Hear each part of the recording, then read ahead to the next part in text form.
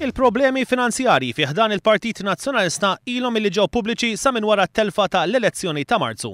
Id-djun tal-Partit Nazzjonalista jammontaw għal miljuni ta' euro. Skont bosta impjegati tal-Partit Nazzjonalista, il-problemi finanzjarji imorru lura snin, anka sa minn żmien l-eks Segretarju Ġenerali Joe Saliba u l-eks Teżorier Peter Darmanin. Jidher li wara li ħalla dan id-dejn Peter Darmanin issa ħareġ bidejja sabiex il-Partit Nazzjonalista iddaħħal iktar flus li fid-dar ċentrali jinfetaħ restorant.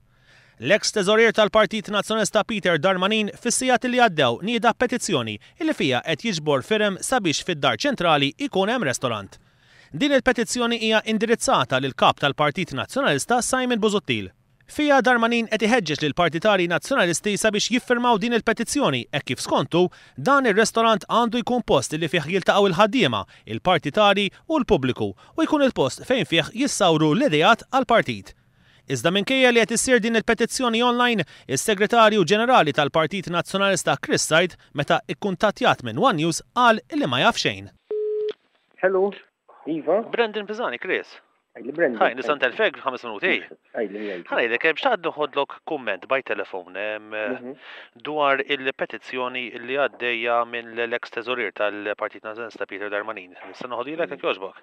Ma nafx bija, bat li mistoqsijiet bil-miktub ta' u nkun nistgħu jiġbek, ma nafx petizzjoni. Dejjem petizzjoni, timexxi petizzjoni online. Minkejja li talabna sabiex nibatulu id-domandi bil-miktub dwar ir-reazzjoni tiegħu għal din il-petizzjoni jekk jaqbilx li għandu jinfetaħ restorant fid-dar ċentrali, Chris Said baqa' ma weġibx.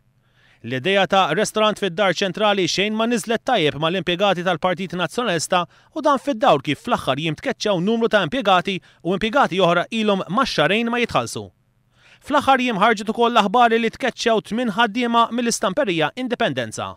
Dawn il-ħaddiema kienu ilhom mal-40 sena jaħdmu fl-istamperija bil-ġurnalista veterana nazzjonalista Liljana Rizjot saħansitra tattakka lill-amministrazzjoni tal-Partit Nazzjonalista li min kien il-kaġun tal-isparparjar baqa' ipappija u l-ħaddiem iż-żgħar taħu daqqa ta' sieq u barra. Dawn it-tkeċċijiet saru 12 ġurnata biss wara li s-Segretarju Ġenerali tal-Partit Nazzjonalista Chris Said kien qal li t-tkeċċijiet tal-ħaddiema se jkunu l-aħħar pass li jieħu.